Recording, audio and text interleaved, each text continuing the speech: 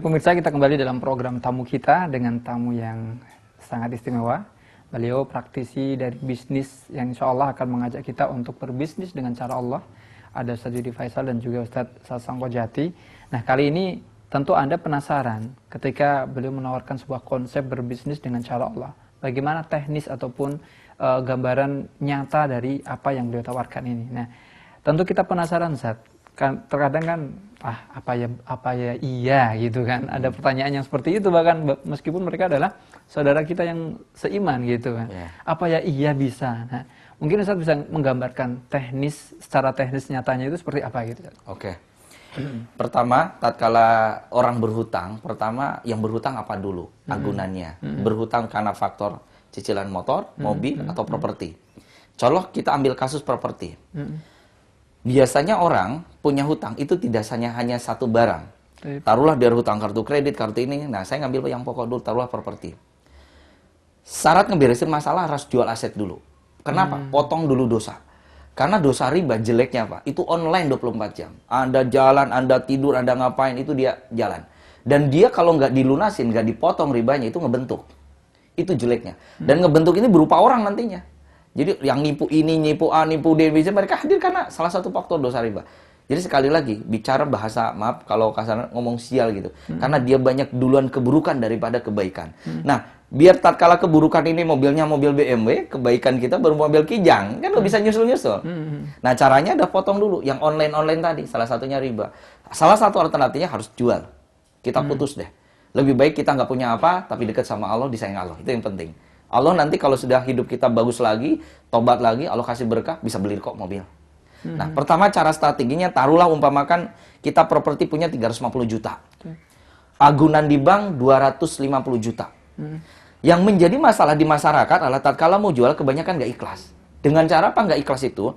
Dia menjual aset itu senilai hutang dia. Jadi kan hutang dia 250 juta, tapi hutang ke si A, B, C dijumlah. Totalnya 500. Akhirnya dia jual seharga 500. Akhirnya rumah itu nggak laku-laku. Itu yang disebut nggak belum ikhlas. Ikhlas itu yang benar, Pak. Diawali pertama tatkala menjual, berdoa, ya Allah saya mau menjual titipanmu. Itu bukan milik Anda, titipan Allah. Nah, kebanyakan orang jual merasa, ini milik gue. No, milik Allah itu. Itu yang pertama, harus dipahamin dulu. Dititipin, bukan merasa memiliki. Kalau Anda sudah merasa dititipin, kapanpun, dimanapun, mau nawar berapa, silakan. Kita cuma mediatornya bahasanya gitu. Itu yang pertama. Tatkala kita menjual, ada yang nawar, fleksibel aja di situ. Itu yang paling penting. Tatkala taruhlah laku 350 juta, ada sisa 250 juta, bayar tuh hutang ke bank, lunasin. Lunasin ribanya, ada sisa saldo 100. Cara yang benar yang Allah tawarkan adalah tadi. Di surat At-Tolaq ayat 7 ada, di surat nanti solusinya di ayat 3-nya. Jadi Allah akan memberikan kelapangan setelah kesempitan. Tapi dengan catatan itu, apa yang Anda punya, sedekahin. Nah, standar sedekah versinya Allah itu sebagian.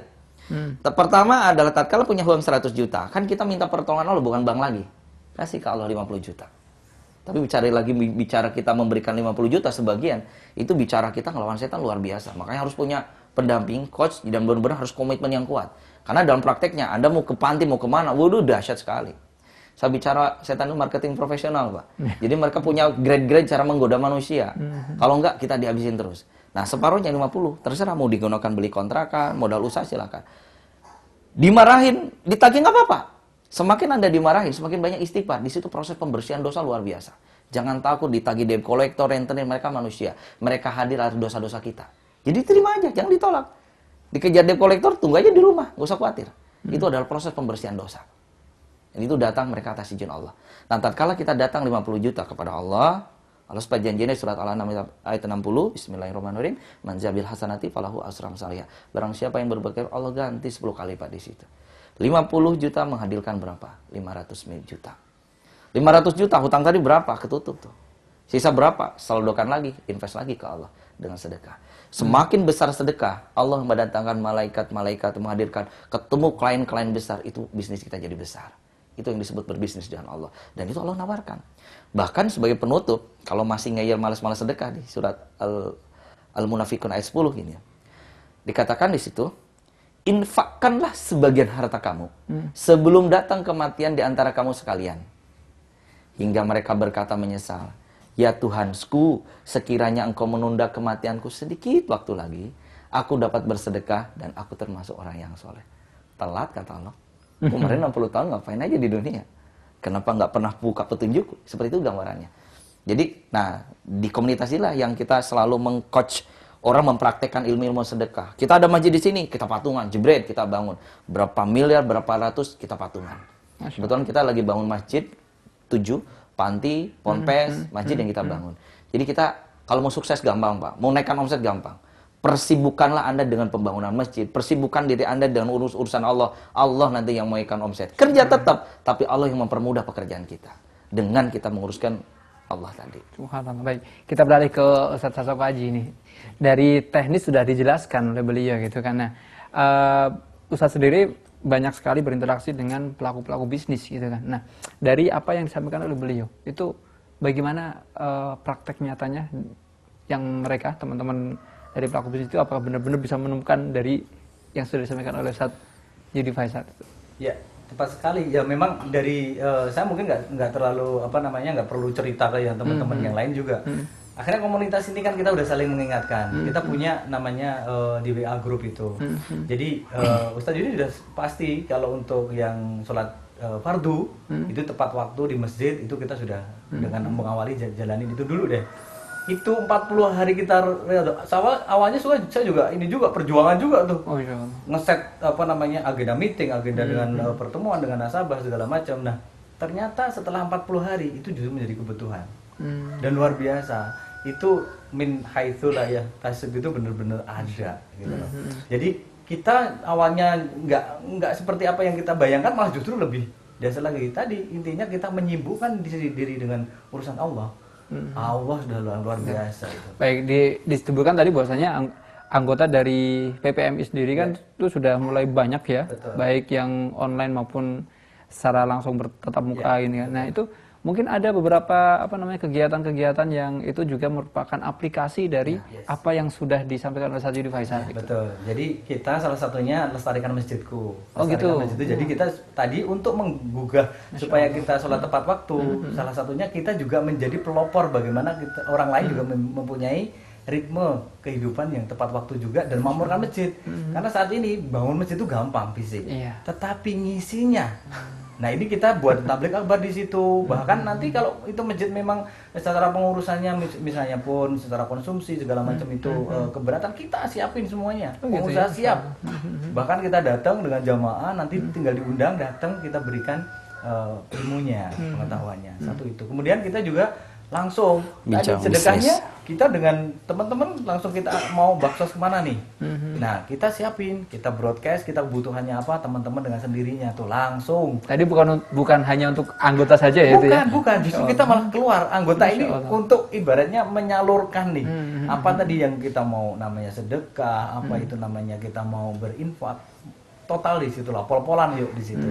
Jadi benar-benar berlomba-lombalah untuk kebaikan. Sama bincang bisnis, Mbak. Nah, kita juga punya kegiatan rutinnya, yaitu setiap Rabu, Selasa malam Rabu ya, 2 minggu sekali kita bincang bisnis nih. Iya. Di situ kita kupas masalah-masalah masing-masing anggota kita. Dia presentasi usahanya apa, dari mulai yang dia bangun sampai jatuh sampai bangun lagi mungkin kayak gitu kita nanti kupas secara Islam. Subhanallah. Itu biar menjadi pelajaran juga bagi teman-teman yang lain. Masya Allah. Baik, pemirsa, jadi banyak sekali pencerahan ya. Ternyata memang apa yang sudah Allah ajarkan kepada kita tentu memiliki banyak sekali hikmah dan manfaat di sana. Dan cuman terkadang justru kita sendiri yang tidak siap terkadang tadi ya. Ya. Mungkin closing statement yang bisa Ustadz berikan ini. Oke, jadi sebagai penutup saya memberikan suatu motivasi bahwasanya tatkala kita didera sebuah masalah, berarti Allah sayang sama kita. Tinggal yang terpenting kita mau berbagi sangka kepada Allah. Dan yang terpenting tatkala Bapak Ibu sudah menemukan suatu masalah, carilah Allah, carilah Quran, carilah masjid, dan ketemulah dengan orang-orang yang soleh. Nah, kami dari komunitas IPMI, PPMI, nanti bagi sahabat yang mungkin mau berkonsultasi terhadap masalah terbuka ibu, ya ini ya? Terbuka seluruh Indonesia, bahkan seluruh dunia. Anda punya hutang berapa miliar, berapa pun, silahkan kita bergabung. Karena saya butuh sekarang, target saya, lagi butuh 4 juta pengusaha. Sama 4 juta ustadz. Tapi Ustadz, sekali lagi, Ustadz yang kaya, sukses, yang sebagian kekayaannya untuk jihad di jalan Allah. Itu yang kita bentuk jangka panjang, mumpung kita masih muda-muda nih, mudah-mudahan panjang umur gitu kan. Amin, amin, amin. Bagi Bapak Ibu yang mau berkonsultasi, bisa ditelepon kami di 081 80432 3000. Bisa telepon, WA, atau SMS. Atau di 085 32 606 3000. Nah, bagi Bapak Ibu yang mau nanti komunikasi via PIN BB, boleh, dan Anda bisa nanti dapat motivasi harian dari kita di 23 BC 9 Fanta 87. Saya ulangi, 23 Budi Charlie BC 9 Fanta 87. Semoga dengan komunikasi ini kita bisa menambah silaturahmi, mudah-mudahan mudah-mudahan bermanfaat untuk para pendengar televisi. Masya Allah, Masya Allah. Kemudian saya sangka, jadi barangkali ada layanan informasi untuk keanggotaan PPMI, barangkali mungkin yang menyaksikan acara ini, saya juga berminat dong untuk bergabung dengan PPMI gitu. Nah, ada yang bisa dihubungi gitu, Ustaz? Oke, kebetulan untuk PPMI ini sama seperti Ustadz Yudi sampaikan tadi, nomor dan layanan PIN BB nanti langsung bisa kontak ke situ. Nanti Ustadz Yudi langsung akan sampaikan ke kita untuk sebagai komunitasnya. Oh begitu. Ya, nanti akan dimasukkan ke grup mana, tergantung wilayahnya juga. Nanti biar mudah untuk menyambung silaturahminya juga. Masya Allah. Gitu, seperti itu. Baik pemirsa, memang waktu juga yang membatasi kita. Saat sebenarnya masih banyak ini, kalau kita ingin berbincang dengan beliau berdua ini mungkin butuh berjam-jam ya, agar kita bisa 8 jam agar kita bisa mendapatkan sebuah pencerahan tentang bisnis yang diridhoi Allah Subhanahu wa taala, bisnis dengan cara Allah Subhanahu wa taala. Namun karena waktu jualah yang membatasi kita, sehingga saya harapkan bagi Anda yang mungkin ingin memfollow up tentang perbincangan kita kali ini, Anda langsung bisa menghubungi di nomor yang sudah beliau sebutkan tadi. Bisa diulang lagi, Ustaz? Mungkin barangkali ada yang belum sempat nyatet, Ustaz. Di nomor telepon 081 80 432 3000. Nah, itu yang XL. Kalau simpati di 085 32 606 3000. Baik. Nah, kalau PIN BB 23 BC Budi Charlie ya, 9 Fanta 87. Baik. Oke. Ya, semoga Anda sudah tuntas mencatatnya dan nanti langsung bisa berkonsultasi langsung dengan beliau, sehingga barangkali Anda saat ini menghadapi sebuah masalah yang cukup pelik, misalkan seperti hutang yang menjatuhkan kita pada dosa yang sangat besar, yaitu dosa riba. Tentu kita bisa mendapatkan pencerahan yang begitu bermanfaat dari beliau, sehingga kita akan terlepas dari dosa riba ini biidznillah ta'ala. Akhirnya tuntas juga sudah ya, kita akan pamit kepada pemirsa, dan saya Zainal Arifin mengucapkan terima kasih atas perhatian Anda. Saya bersama dengan Ustadz Yudi Faisal dan Ustadz Sasongko Aji pamit undur diri. InsyaAllah di kesempatan yang akan datang kita akan kembali berjumpa dengan tamu-tamu istimewa yang akan memberikan banyak ilmu kepada kita semuanya. Kita akhiri dengan doa kafaratul majelis. Subhanakallahumma bihamdik, asyhadu an la ilaha illa anta astaghfiruka wa atubu ilaik. Assalamualaikum warahmatullahi wabarakatuh. Waalaikumsalam.